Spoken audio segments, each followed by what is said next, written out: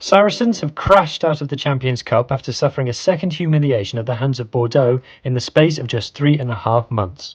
The English champions racked up a cumulative 100 points conceded on the Atlantic coast in a brutal display of how far they are away from competing with the European elite. This is a stunning fall from grace for a team that has won this title as recently as 5 years ago, and in this video we will discuss exactly what has happened to England's top team. Saracens' domination of English rugby has lasted for nearly 15 years. They have reached 9 out of a possible 12 Premiership finals since 2010 and lifted the trophy on 6 occasions. They've also made 4 European finals, winning 3 of them, including 2 doubles in 2016 and 2019. All this success has led to Saracens players making up the bulk of the England national team for more than a decade. However, this is now a very different Saracens team that we are seeing. To many, Saracens' glory years will forever be tainted by the salary cap scandal, where it was revealed that they were making secret payments to players in order to circumvent the English Premiership's cap on wages.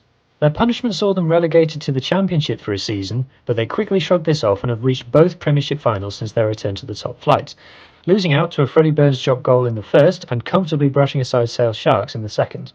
This season, though, has seen them fall back into the chasing pack in England. They may be third in the standings, but they sit on the same number of wins as 7 other teams and were soundly beaten by current leaders Northampton Saints a couple of weeks ago.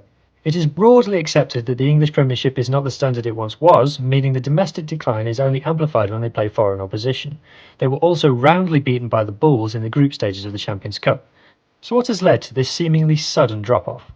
When they were relegated, Saracens managed to keep hold of most of their stars, but now those stars are starting to fade. If we look at the Saracens team that won the title in 2019, we can see that 11 of the 23 that took the field against Leinster are still in the starting team, whilst 8 of the remaining 12 have retired from rugby altogether. The average age of the backline that took to the field against Bordeaux was 32, whilst there were 9 players aged 30 or over in the 23. The Pirate Rugby podcast recently discussed how this team is well past the end of its cycle. Saracens this year have kind of fallen between two stools. I think that's been a huge factor in it. And yeah, they've regressed. Not being able to overspend on your squad does take a toll, absolutely. You see Maro Itoje being a better player for England than he is for Saracens at the moment. And like that kind of says a lot because that was never the case. As good as he was for England back in the day, he was unstoppable for Saracens. You're carrying guys like Billy Vunipola at number 8. Like, quite frankly, Billy Vunipola does not start for half of the top 14 teams. The staleness might not just be physical, but also mental. An English insider told the Pirate Rugby that this team has run their course. The players in that team have achieved what they wanted to at club level, and their motivation has run dry. It is true that Saracens have won everything there is to win at club level, whilst many of the players have been on multiple Lions tours, won multiple Six Nations, and been to World Cup finals. Saracens are also not the financial powerhouse they once were. The fallout from the salary cap scandal led to the change in ownership at the club, and it has since been building debt, posting a £5 million loss last month.